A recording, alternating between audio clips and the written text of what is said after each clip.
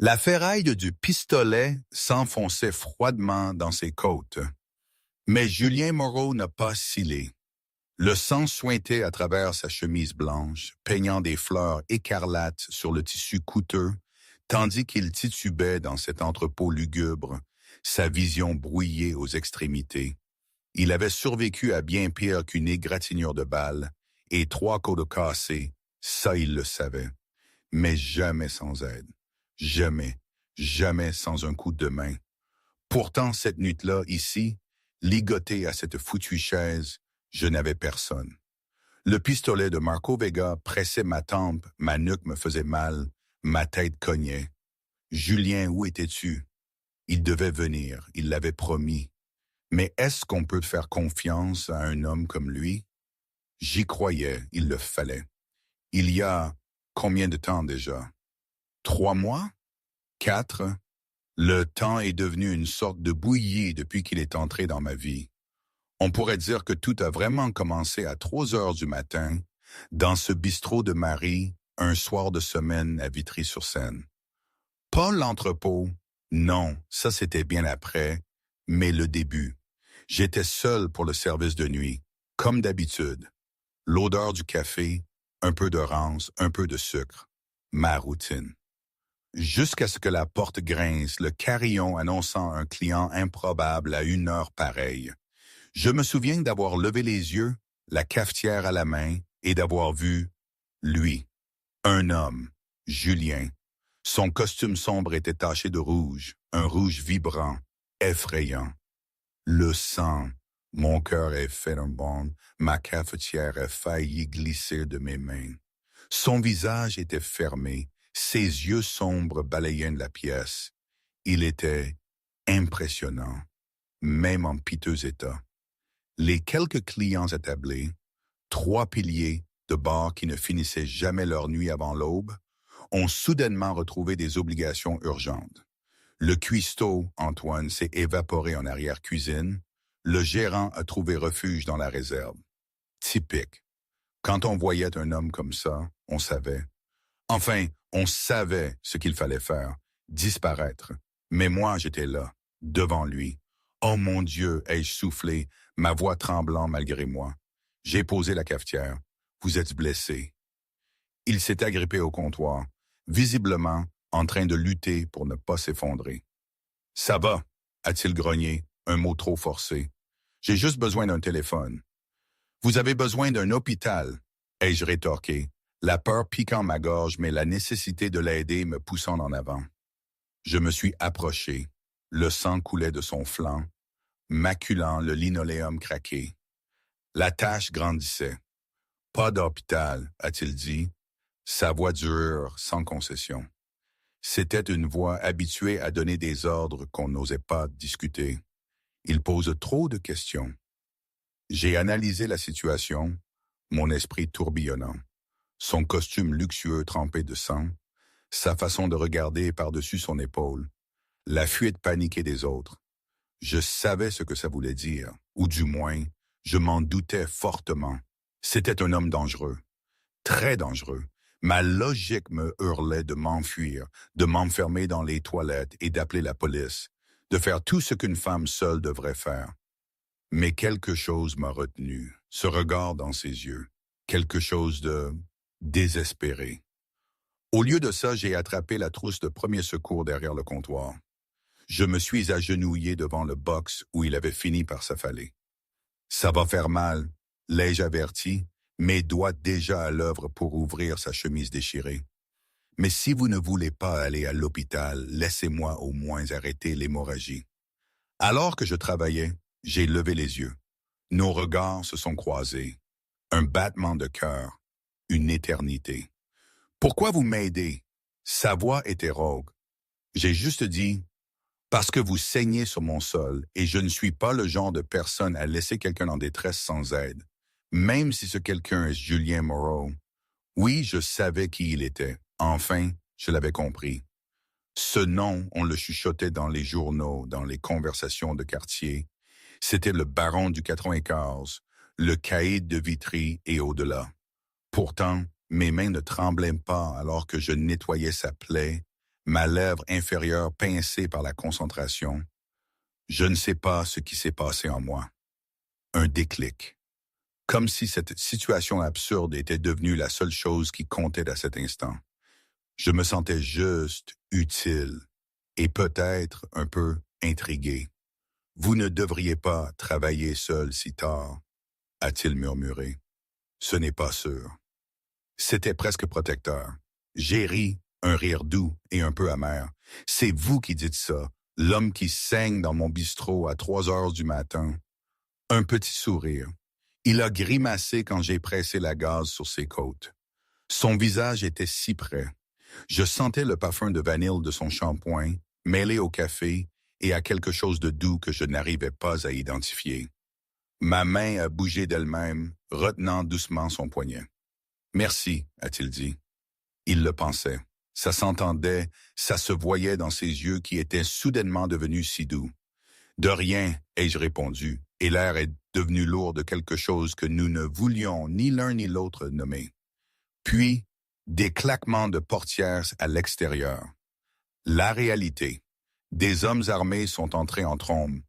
Pierre, son cousin et bras droit, s'est précipité.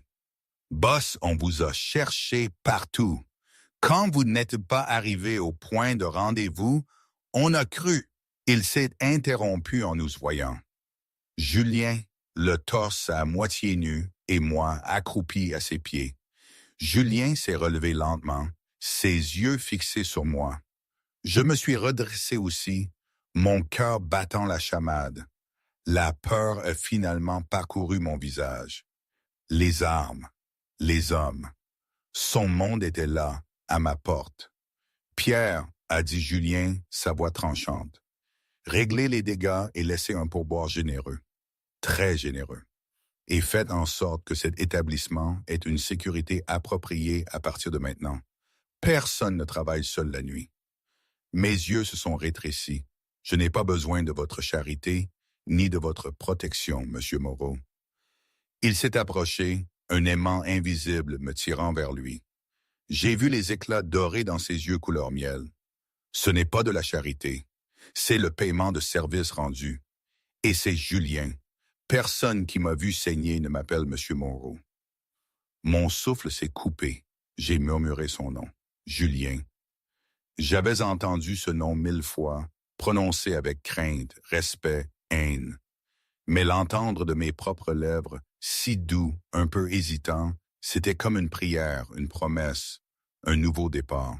« Je vous reverrai, Sophie », a-t-il dit, non pas comme une question, mais une certitude. J'ai balbutié un « non, vous ne le ferez pas », mais ma voix tremblait. Je mentais, je le savais, et il le savait aussi. « Si », a-t-il dit doucement, avec une conviction inébranlable. « Je vous reverrai. » Il est parti, laissé derrière lui un pourboire absurde et 2 gorilles devant le bistrot de Marie. J'ai essayé de me convaincre que tout ça n'avait été qu'un rêve fiévreux, un cauchemar lié au manque de sommeil et au double shift. Les chefs de la mafia ne s'écrasaient pas dans des bistrots à Vitry-sur-Seine, et les hommes puissants ne regardaient pas les serveuses aux courbes généreuses, comme si elles étaient le trésor le plus précieux au monde. Mais les 1000 € que Pierre avait laissés sur le comptoir étaient bien réels. Tout comme les 2 gardes de sécurité, polis mais inflexibles, qui expliquaient à Marie, ma patronne, qu'ils avaient été engagés par un bienfaiteur anonyme pour assurer la sécurité de son personnel. C'est de la folie pure, ai-je marmonné à Marie, servant des cafés en essayant d'ignorer le SUV garé de l'autre côté de la rue. Il ne peut pas juste décider de me protéger comme ça. Je n'ai pas besoin de protection. Marie a souri, posant une assiette de croissants sur le comptoir. Ma chérie, si Julien Moreau décide que tu as besoin de protection, tu as de la protection. Le combattre ne fera qu'empirer les choses. Mieux vaut accepter gracieusement et passer à autre chose. Passer à autre chose? Impossible. Surtout quand, à midi, un livreur est arrivé avec un colis adressé à Sophie Dubois. À l'intérieur de l'élégante boîte, il y avait une nouvelle tenue, un uniforme rose vif, doux, cher, taillé parfaitement à mes mesures. C'était presque indécent. Le mot glissé à l'intérieur était simple. Vous ne devriez pas avoir à travailler avec des vêtements troués. Elle, mes mains tremblaient en tenant l'uniforme. Il avait remarqué. Au milieu du chaos, du sang, du danger, Julien Moreau avait remarqué les endroits usés sur mon vieil uniforme, les coutures que j'avais refaites 100 fois parce que de nouvelles tenues coûtaient un argent que je n'avais pas. « Oh, tu es mal, ma fille, » a dit Marie, lisant par-dessus mon épaule. Quand des hommes comme ça commencent à faire attention, il n'y a pas de retour en arrière. Je ne suis pas intéressé par les hommes comme ça, ai-je déclaré fermement, rangeant l'uniforme dans sa boîte, même si mon cœur battait la chamade. Je ne suis pas intéressé par le danger, le crime ou tout ce qui vient avec le monde de Julien Moreau. Je me le disais à moi-même plus qu'à Marie, en fait. J'essayais de m'en convaincre. Mais cette nuit-là, en quittant le travail à minuit, il était là, adossé à une voiture noire, les mains dans les poches. Il ressemblait à toutes les fantaisies dangereuses que j'avais essayé de refouler. « Tu portes l'ancien uniforme », a-t-il dit. Ses yeux balayaient ma silhouette avec une intensité qui me faisait frissonner. Je n'accepte pas les cadeaux d'étrangers. Nous ne sommes pas des étrangers, Sophie. Pas après que tu te sois agenouillée à mes pieds et que tu aies posé tes mains sur ma peau. Sa voix s'est abaissée, intime et rauque. Pas après que tu aies choisi de m'aider quand tout le monde s'est enfui. J'aurais dû m'éloigner, lui dire de me laisser tranquille, faire toutes les choses sensées qu'une femme intelligente aurait faites. Mais je me suis retrouvé à avancer, attiré par une gravité que je ne pouvais pas combattre. Pourquoi es-tu là, Julien? Parce que je n'ai pas arrêté de penser à toi, a-t-il dit simplement, comme si c'était une évidence. Comme si l'homme le plus craint de Paris avouait son obsession était parfaitement normal. Parce que tu es la première personne en 10 ans qui m'a regardé et a vu quelqu'un qui méritait d'être sauvé, au lieu de quelque chose à craindre. Tu devrais être craint, ai-je chuchoté. Tout le monde le dit, tout le monde a raison. Il a fait un pas de plus et j'ai senti son parfum, cher et sombre. J'ai fait des choses terribles, Sophie. J'en ferai d'autres, mais pas à toi. Jamais à toi. Tu ne peux pas promettre ça. Tu ne me connais même pas. Alors, laisse-moi te connaître. Sa main a tendu, replaçant une mèche de cheveux derrière mon oreille avec une douceur surprenante. Dîne avec moi. Un repas. Si tu détestes, je veillerai à ce que la sécurité reste, mais je disparaîtrai de ta vie. C'était une idée horrible. La pire des idées. J'aurais dû dire non. Un dîner, je me suis entendu accepter. Mais quelque part de normal, pas dans un restaurant chic où tout le monde connaît ton nom. Le sourire de Julien était dévastateur. Demain soir, je te prends à 7 heures. Je ne t'ai pas dit où j'habitais. Son expression n'a pas changé. Sophie, je sais où tu habites depuis 4 heures après que tu m'aies aidé. Je sais tout de toi depuis l'aube. C'est ce que je fais. J'aurais dû être terrifié, indigné. Au lieu de ça, j'ai senti quelque chose de chaud se déployer dans ma poitrine. Quelque chose qui ressemblait dangereusement à de la sécurité. C'est glauque, ai-je dit, mais sans vraiment de colère. C'est de la protection, a-t-il corrigé. Il y a une différence. Plus tard cette nuit-là, seul dans mon minuscule appartement, j'ai fixé mon téléphone et j'ai fait ce que toute femme moderne aurait fait. J'ai googlé Julien Moreau. Les résultats m'ont fait froid dans le dos. Des articles sur le crime organisé, des liens présumés avec des meurtres, le racket, l'extorsion, des photos de lui lors d'événements de haut profil, de belles femmes à son bras, son expression toujours froide et intouchable. C'était l'homme avec qui j'avais accepté de dîner. C'était l'homme dont les yeux s'étaient adoucis en me regardant. Mon téléphone a sonné, un numéro inconnu. « Tu me cherches ?» La voix de Julien, amusée. « Je le sens. Comment as-tu ?» « Je te l'ai dit, Sophie, je sais tout.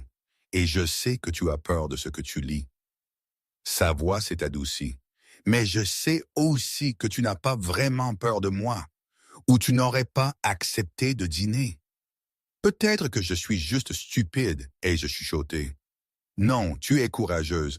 Assez courageuse pour aider un étranger qui saigne, assez courageuse pour prendre une chance avec quelque chose qui te terrifie. Il a fait d'une pause. Je ne te ferai pas de mal. C'est une promesse que je tiendrai, même si je brise toutes les autres. Après avoir raccroché, j'étais allongé dans mon lit, fixant le plafond, sachant que ma vie venait de changer d'une manière que je ne pouvais pas encore comprendre. Quelque part à travers la ville, Julien Moreau était assis dans son bureau en penthouse, fixant des images de surveillance d'une serveuse aux courbes généreuses et aux yeux couleur miel, et acceptait ce qu'était devenu son monde soigneusement contrôlé. Il était obsédé, complètement, irrévocablement obsédé, et il brûlerait toute la ville avant de la laisser partir. Moi, je dois faire une pause ici. Tout ça, cette situation avec Julien Moreau, c'était tellement irréel, vous ne trouvez pas? Je veux dire, pensez-y, une serveuse ordinaire, et puis, d'un coup, un homme dont on murmure le nom comme un avertissement, un chef de la mafia parisienne qui débarque dans ma vie en saignant et qui décide que je suis quelque chose à protéger. C'était le genre de truc que ma mère lisait dans ses romans de guerre, pas le genre de truc qui t'arrive dans ton petit appartement à Vitry. En fait, je me demandais souvent si c'était une blague, une expérience sociale tordue. Mais non. Le tremblement dans mes mains, la chaleur dans ma poitrine chaque fois qu'il me regardait, ce n'était pas une blague. C'était la vie qui déraillait, qui prenait un virage à 180 degrés. Et honnêtement, j'étais tellement dépassé. Qui aurait pu prévoir ça? Pas moi, c'est certain. On pense qu'on a un plan pour sa vie, et puis un type couvert de sang te regarde comme si tu étais la seule personne au monde. Bref, revenons à nos moutons. Je me souviens de ce dîner le lendemain. J'avais changé de tenue 5 fois, m'arrêtant finalement sur une robe bleue simple qui épousait mes formes sans en faire trop. Mes mains tremblaient en appliquant mon rouge à lèvres, et je me suis dit que c'était les nerfs, pas l'anticipation. Juste un dîner avec un chef de la mafia. Parfaitement normal. Rien à craindre, à part peut-être d'être assassiné et jeté dans la Seine. Le coup à la porte est venu exactement à 7 heures. Julien se tenait là, dans mon cadre de porte, vêtu d'un jean foncé et d'une chemise noire. Décontracté mais cher, ses yeux parcouraient ma silhouette avec une intensité qui me faisait rougir. « Tu es magnifique », a-t-il dit, simplement, comme un fait. « Tu es ponctuel », ai-je répondu, attrapant mon sac avant de pouvoir changer d'avis. Le restaurant qu'il avait choisi était un petit Italien à Belleville, familial et intime, loin des établissements huppés où sa présence attirerait l'attention. Il avait tenu sa promesse. Un endroit normal. Ma grand-mère m'amenait ici, a dit Julien alors que nous nous installions dans un box en coin. Avant que tout ne change, avant que je ne devienne ce que je suis. Je l'ai étudié à travers la nappe à carreaux rouges. Qu'étais-tu avant? Un garçon qui aimait les pâtes de Sanana et qui croyait que les bonnes personnes étaient récompensées. Son sourire était amer. La vie m'a appris le contraire. Qu'est-ce qui s'est passé? Mon père s'est passé, l'entreprise de ma famille s'est passée, des choix qui n'étaient pas vraiment des choix se sont passés. Il a tendu la main à travers la table, ses doigts effleurant les miens. Mais je ne veux pas parler du passé ce soir.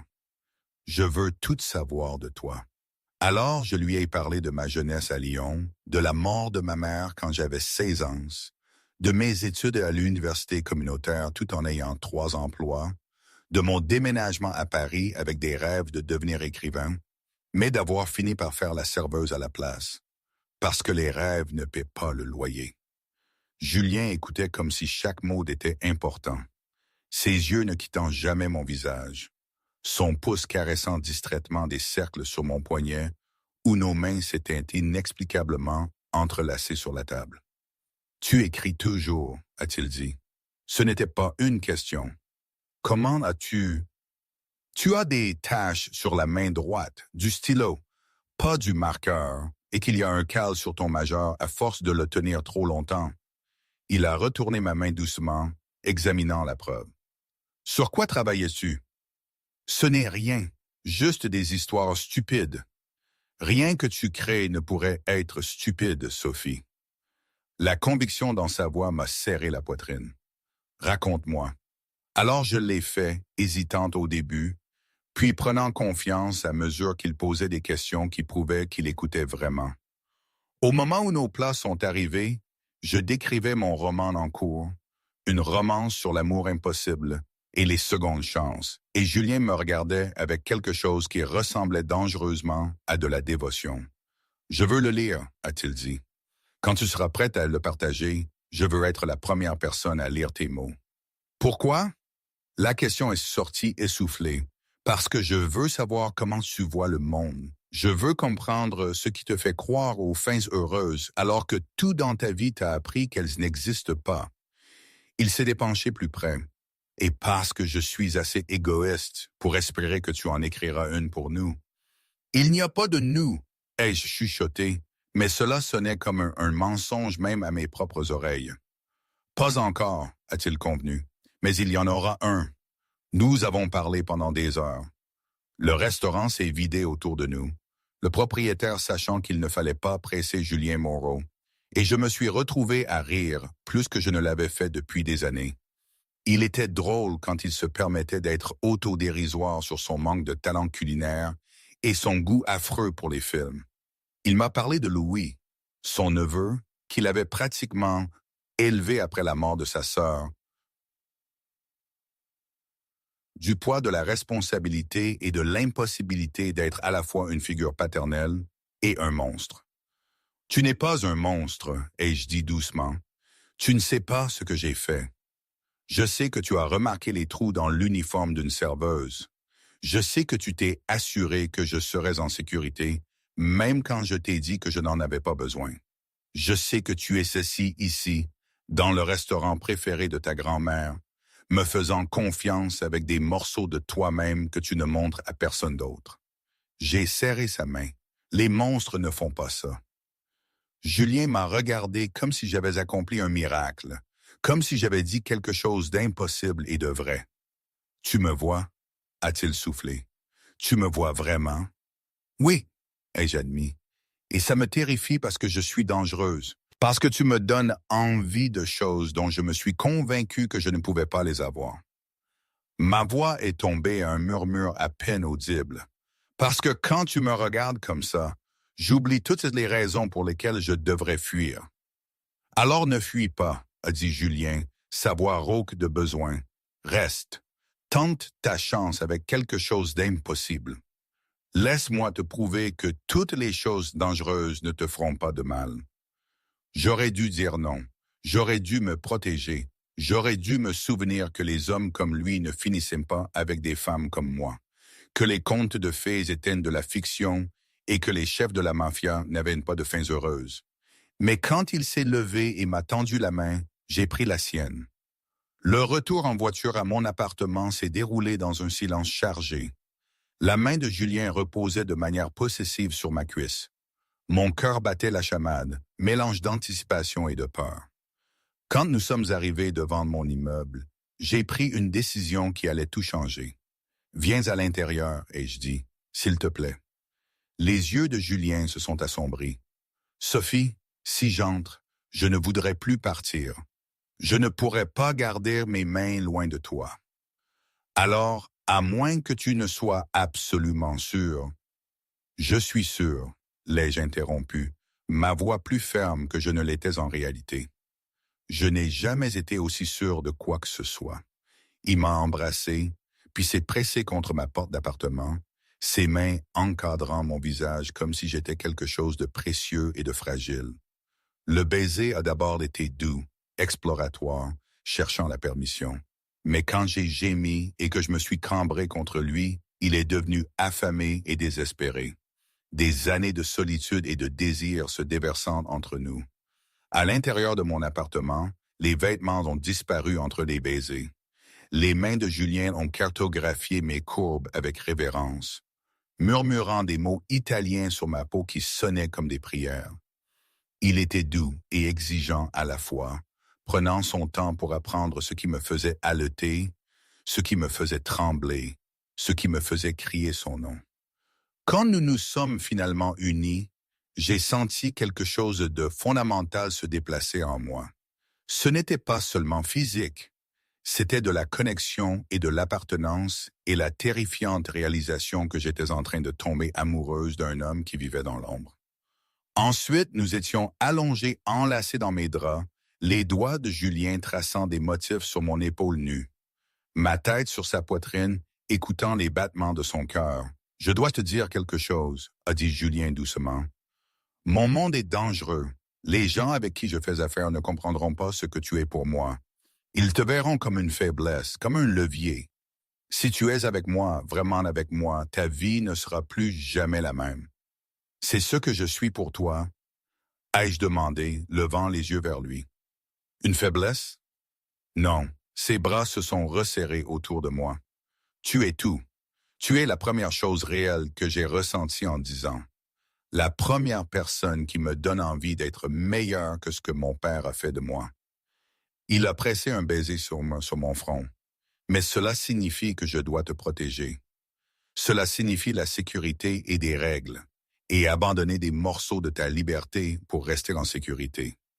Et si je ne suis pas prête pour ça, et si tout cela va trop vite, alors nous ralentissons, a-t-il dit simplement. Mais Sophie, comprends bien ceci.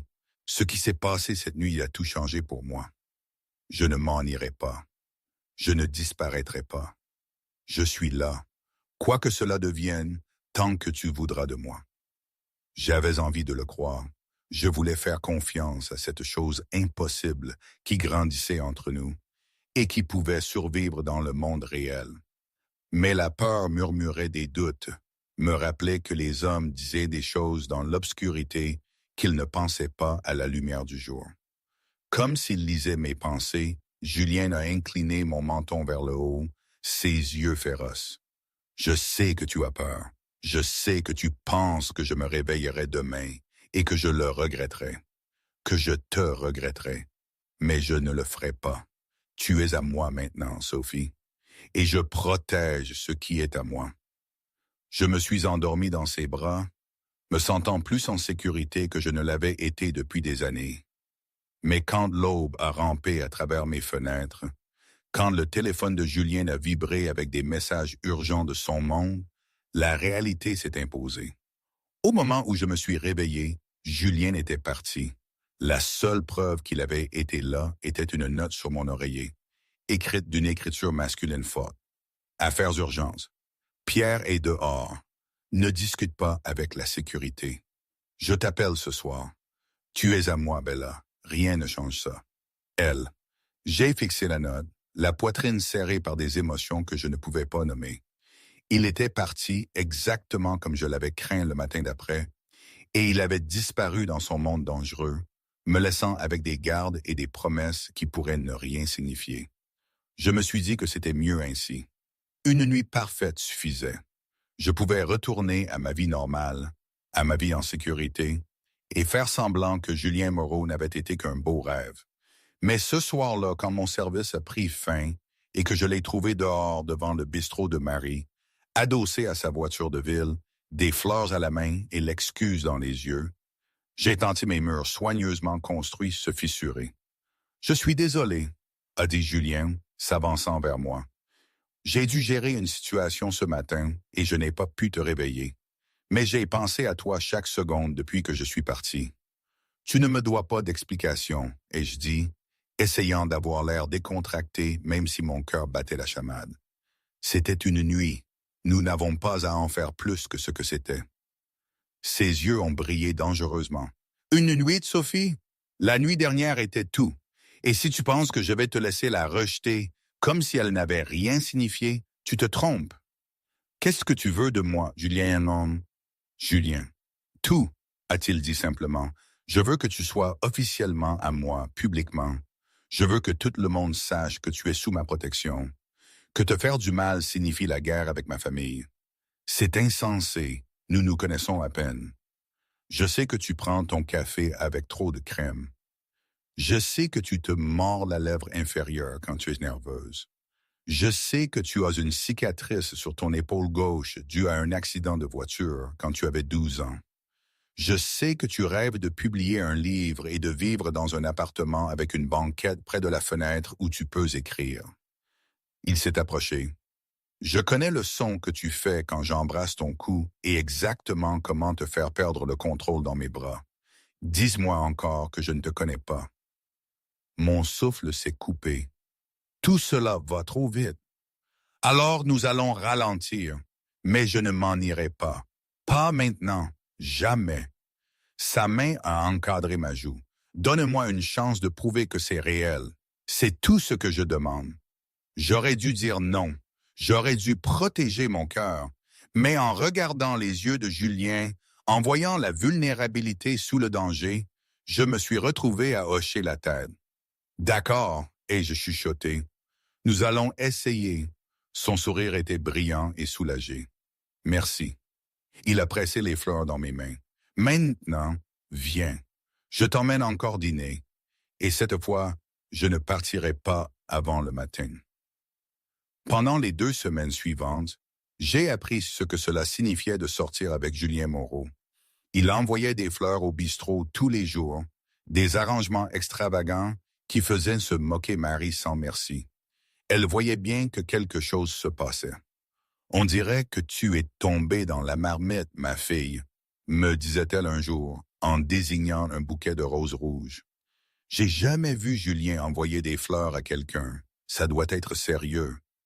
J'ai essayé de rire, mais c'était vrai. Il se montrait à minuit quand mon service se terminait, parfois juste pour me ramener chez moi, parfois pour m'emmener dans des restaurants tardifs ou des endroits calmes où nous pouvions parler pendant des heures. Il était attentionné et possessif, toujours au courant de l'endroit où j'étais, s'assurant toujours que j'étais en sécurité. Cela aurait dû être étouffant, mais étrangement, cela ressemblait juste à être choyé. J'apprenais à quel point je manquais de ces petites attentions. Mais j'ai aussi appris la réalité de son monde. Les appels téléphoniques qu'il devait prendre au milieu des rendez-vous, sa voix devenant froide et autoritaire. Les nuits où il apparaissait avec les jointures meurtries et ne m'expliquait pas pourquoi. La façon dont certains restaurants se taisaient quand il entrait, le personnel le traitant avec une peur déguisée en respect. Un vendredi soir, j'ai rencontré Louis, le neveu de 9 ans de Julien, qui vivait avec lui. Le garçon était doux et timide, s'accrochant aux côtés de Julien, et les voir ensemble me serrait la poitrine, de voir à quel point le dangereux patron devenait doux autour de l'enfant. « Elle est jolie, oncle Julien », a dit Louis en italien, ne réalisant pas que j'avais étudié la langue à la fac. « Oui, elle l'est », a répondu Julien dans la même langue, ébouriffant les cheveux du garçon. « Et elle est importante pour moi, alors sois gentil. »« C'est ta copine ?»« Oui, » a dit Julien sans hésitation, ses yeux me cherchant à travers la pièce. « Elle est à moi. » Le possessivité dans sa voix aurait dû me déranger. Au lieu de cela, elle a envoyé une vague de chaleur inondant mes veines. Cette nuit-là, après avoir mis Louis au lit, Julien m'a emmené sur son balcon en penthouse, surplombant le skyline de Paris. « Je veux que tu emménages avec moi, » a-t-il dit brusquement. Mes yeux se sont écarquillés. « Quoi? » « Ton appartement n'est pas sûr. La sécurité que je peux y assurer est limitée. Ici, je peux te protéger correctement. » Ses mains ont encadré mon visage. Et je suis égoïste. Je veux me réveiller à côté de toi tous les matins. Je veux rentrer à la maison auprès de toi tous les soirs.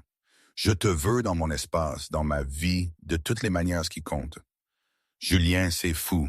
Nous sortons ensemble depuis 2 semaines. Je m'en fiche. Je sais ce que je veux. Je sais ce dont j'ai besoin. Son pouce a effleuré ma lèvre inférieure.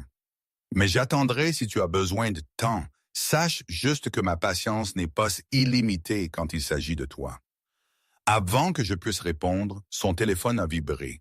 Julien l'a regardé et toute son attitude a changé, son corps devenant tendu. « Qu'est-ce qui ne va pas? »« Rien dont tu doives te soucier, » a-t-il dit.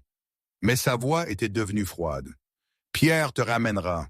J'ai des affaires à régler. »« Julien, pas maintenant. » Il a embrassé mon front, déjà en train de s'éloigner. « Je t'appellerai demain. » Je l'ai regardé disparaître dans son monde d'ombre et de violence, et la peur s'est recroquevillée dans mon estomac.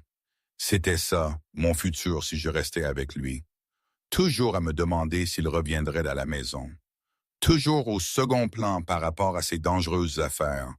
Toujours à attendre le moment où son monde nous consommerait tous les deux. Au moment où Pierre m'a ramené chez moi, j'avais pris une décision. J'avais besoin d'espace pour réfléchir, pour respirer, pour savoir si aimer Julien Moreau valait le prix. Je n'ai pas répondu à ses appels le lendemain, ni le jour suivant. Je me suis jeté dans le travail, dans l'écriture, faisant semblant que mon cœur ne se brisait pas à chaque message ignoré.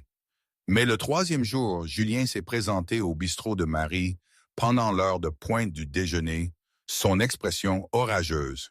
« Pourquoi m'évites-tu? » »« Je ne t'évite pas. Je suis juste occupé. » Sa main a attrapé mon poignet, douce mais insistante. « Ne me mens pas, Sophie. Après ce que nous avons partagé, tu me dois l'honnêteté. » « D'accord, ai-je dit. Tu veux l'honnêteté? » Je me suis dégagé, ma voix tremblante. « J'ai peur, Julien. Peur de ton monde. Peur de tenir à quelqu'un qui pourrait disparaître n'importe quelle nuit et ne jamais revenir.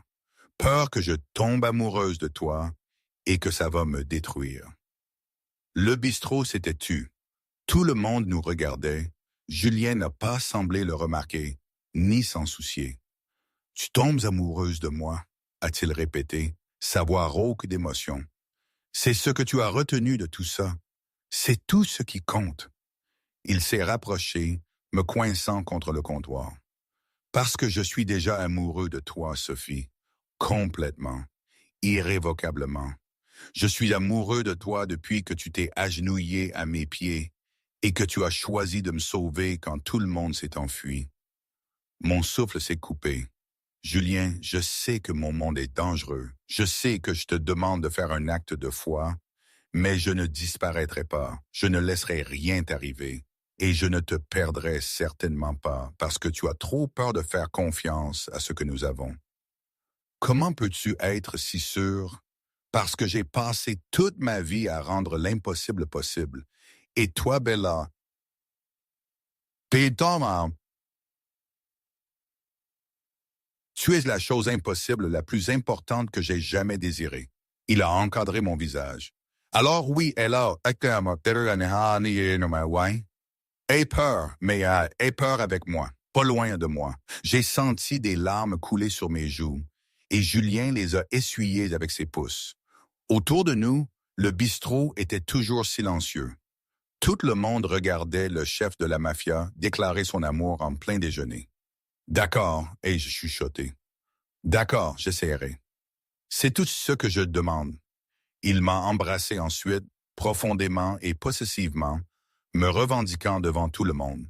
Et quand nous nous sommes séparés, j'ai vu quelque chose dans ses yeux qui ressemblait à l'éternité.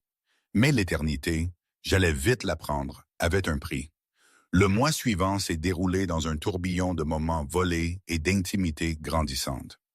J'ai gardé mon appartement, mais j'ai passé la plupart de mes nuits au penthouse de Julien, m'intégrant lentement à sa vie. J'ai mieux connu Louis, l'aidant avec ses devoirs et préparant des dîners. Pendant que Julien s'occupait de ses affaires, j'ai rencontré plus de membres de sa famille. Son cousin Pierre, qui était devenu un ami, sa tante Maria, qui me traitait comme si je faisais déjà partie de la famille. Mais j'ai aussi été témoin de son côté obscur. Les réunions tard le soir, le sang sur ses chemises qu'il essayait de cacher, les appels téléphoniques où sa voix devenait mortelle et froide. Julien essayait de me protéger, je le savais, mais des morceaux de son monde continuaient de transparaître. Une nuit, je me suis réveillé et je l'ai trouvé sur le balcon à 3 heures du matin, un verre à la main, fixant la ville avec des yeux hantés. « Tu ne dors pas? » J'ai enroulé mes bras autour de lui par derrière. « Je pense à la façon de te protéger, » a-t-il admis. « Il y a des problèmes qui arrivent, Sophie.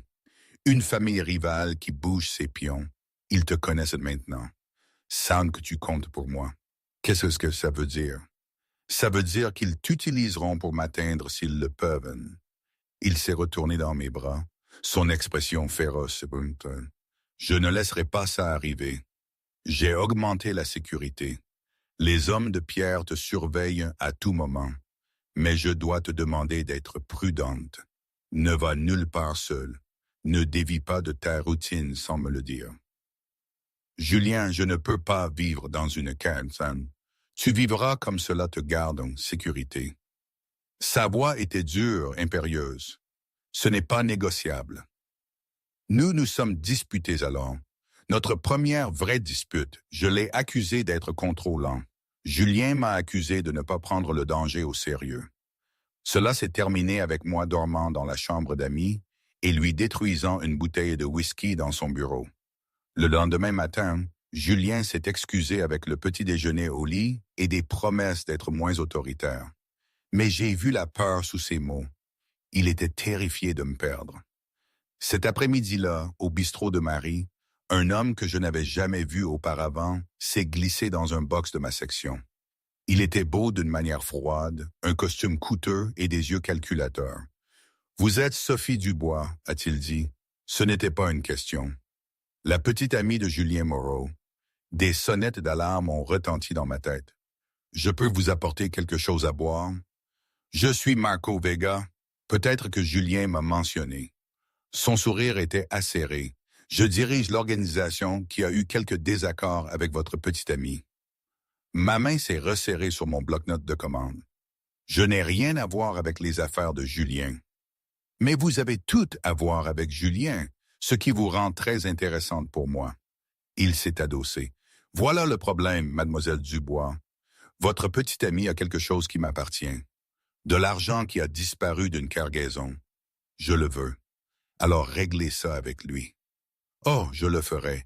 Mais je voulais rencontrer la femme qui a rendu Julien Moreau faible. La femme pour laquelle il brûlerait la ville. Les yeux de Marco étaient froids. Je voulais voir si vous valiez la guerre qui arrive. Avant que je ne puisse répondre, Marco s'est levé et a laissé un billet de 100 € sur la table. Dites à Julien que nous le contacterons. Et mademoiselle Dubois, soyez prudente. Les femmes qui aiment les hommes comme nous n'ont généralement pas de fins heureuses. Il est parti. Mes mains tremblaient si fort que j'ai dû m'appuyer contre le comptoir. J'ai appelé Julien immédiatement, et il est arrivé en 15 minutes, la fureur écrite sur chaque ligne de son corps. Il est venu à ton travail, t'a abordé directement. Julien arpentait l'arrière-salle du bistrot comme un animal en cage. C'est une déclaration de guerre. De quoi parle-t-il, Julien? Quel argent? Ça n'a pas d'importance. Ce qui compte, c'est de te garder en sécurité. Il a sorti son téléphone, aboyant des ordres en italien rapide. Tu ne retourneras pas travailler, pas tant que ce ne sera pas réglé. Tu ne peux pas prendre cette décision pour moi. Regarde-moi faire, a-t-il claqué, puis il s'est rattrapé, son expression s'adoucissant. Sophie, s'il te plaît, Marco Vega est dangereux. S'il est prêt à t'approcher en public, il est prêt à te prendre. Je ne peux pas risquer ça. J'ai vu la peur dans ses yeux et j'ai cédé. D'accord, mais juste jusqu'à ce que ce soit fini. Juste jusqu'à ce que ce soit fini, a-t-il accepté, me tirant dans ses bras. Je le promets. Cette nuit-là, la sécurité de Julien m'a emmené dans une maison sécurisée en dehors de la ville. Je détestais ça, détestais être enfermé, mais je comprenais la nécessité. Marco avait clairement exprimé sa menace.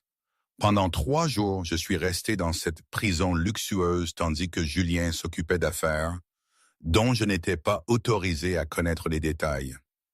Il appelait toutes les quelques heures, sa voix tendue de stress, promettant que ce serait bientôt fini. Le 4e jour, l'électricité a été coupée. Mon cœur battait la chamade alors que j'entendais des pas dans les escaliers, des voix qui parlaient à voix basse. Le garde de sécurité, posté à l'intérieur, a fait irruption dans ma chambre. « Nous devons vous déplacer maintenant. » Mais il était trop tard. La porte a explosé vers l'intérieur et Marco Vega est entré avec 4 hommes armés. « Bonjour encore, mademoiselle Dubois.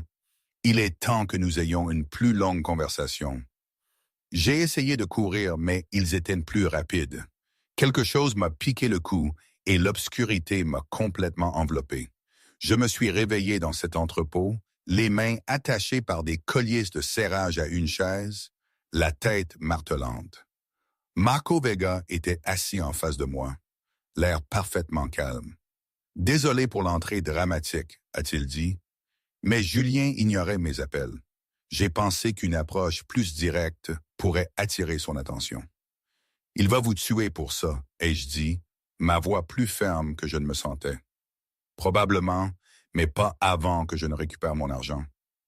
Marco a vérifié son téléphone. Je lui ai envoyé votre localisation. Il a 2 heures pour m'apporter ce qu'il me doit, sinon je commence à lui envoyer des morceaux de vous. La terreur m'a serré la gorge, mais je me suis forcé à respirer. Julien viendrait. Je devais croire qu'il viendrait. Ou je l'espérais de tout mon cœur. C'était la seule chose qui me raccrochait à la vie en ce moment. Mais est-ce qu'on peut vraiment faire confiance à ces gens? J'y croyais, je devais y croire. Et si je me trompais, qu'est-ce que vous auriez fait, vous, à ma place? Attendre, espérer, ou regretter chaque seconde qui vous a mené ici? 90 minutes plus tard, les portes de l'entrepôt ont explosé et Julien est entré avec une vingtaine d'hommes armés, son expression plus terrifiante que tout ce que j'avais jamais vu. « Lâche-la, Marco. C'est entre nous. »« L'argent d'abord, » a riposté Marco, un pistolet apparaissant soudainement dans sa main, pointé sur ma tête. « Ensuite, tu pourras récupérer ta petite chérie. » Ce qui a suivi a été le chaos. Des coups de feu ont éclaté, des hommes criant. J'ai hurlé alors que Marco me tirait vers le haut, m'utilisant comme bouclier. J'ai senti la pression froide du pistolet sur ma tempe. J'ai vu le visage de Julien se déformer de rage et de peur. « Tu as fait une erreur en la touchant, » a dit Julien, sa voix mortellement calme. « Quoi qu'il arrive ici, tu meurs ce soir. »« Alors elle meurt avec moi, » a grogné Marco. Mais il avait sous-estimé 2 choses, la formation des hommes de Julien et ce que j'avais appris de Julien sur la survie.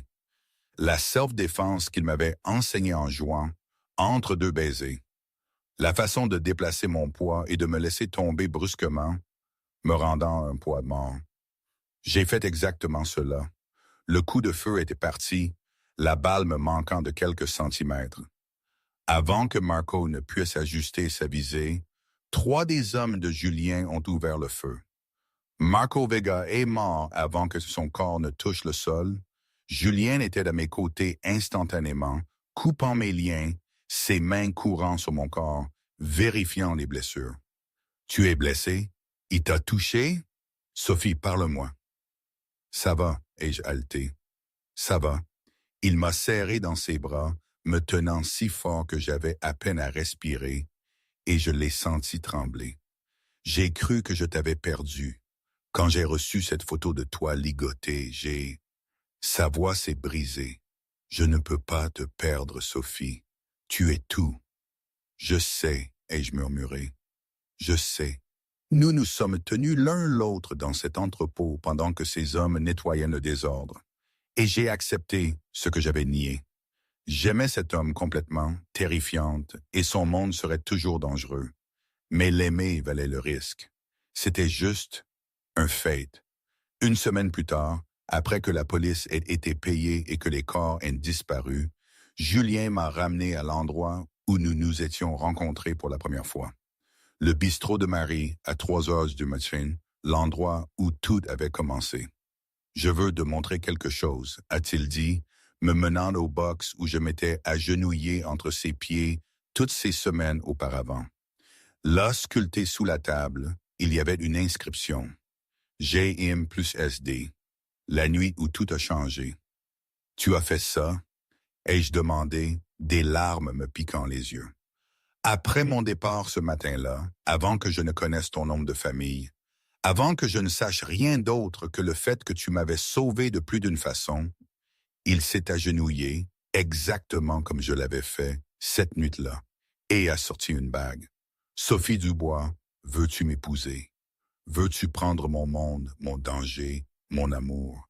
Me laisseras-tu passer chaque jour à prouver que les bonnes personnes peuvent obtenir leur récompense si elles sont assez courageuses pour se battre pour elles? J'ai regardé l'homme agenouillé devant moi, le dangereux chef de la mafia aux yeux doux, et j'ai su ma réponse. Oui, oui, je t'épouserai. Il a glissé la bague à mon doigt et m'a embrassé avec toute la passion et la promesse d'un avenir. 3 mois plus tard, nous nous sommes mariés lors d'une petite cérémonie, Louis comme porteur d'anneau et les hommes de pierre assurant la sécurité. J'ai porté une robe blanche simple et des fleurs dans mes cheveux, et Julien a pleuré quand je suis descendu l'allée. 1 an après, je tenais notre fille dans mes bras, une belle petite fille avec les yeux sombres de son père et les cheveux couleur miel de sa mère. Julien se tenait à côté du lit d'hôpital, sa main sur mon épaule, nous regardant toutes les deux comme si nous étions des miracles qui lui avaient été donnés malgré qu'il ne les méritait pas. Comment devrions-nous l'appeler? Ai-je demandé. Quelque chose qui signifie l'espoir, a dit Julien doucement. Parce que c'est ce que tu m'as donné. L'espoir que les monstres peuvent être rachetés. L'espoir que l'amour est plus fort que la violence. L'espoir que la fille qui s'est agenouillée entre mes genoux pour me sauver resterait pour toujours.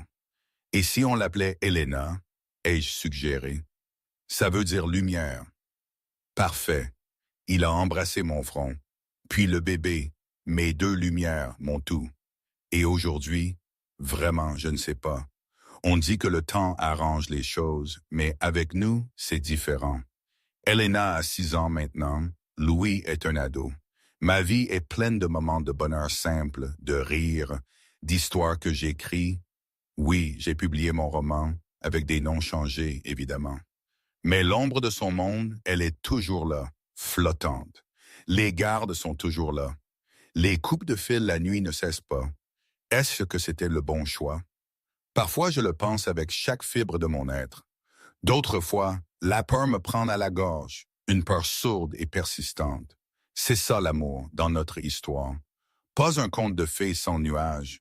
C'est une promesse constante, une lutte, une danse dangereuse mais qui nous appartient à Julien et à moi. Et c'est peut-être ça, le plus important, c'est notre vie. Complexe, imparfaite, mais si terriblement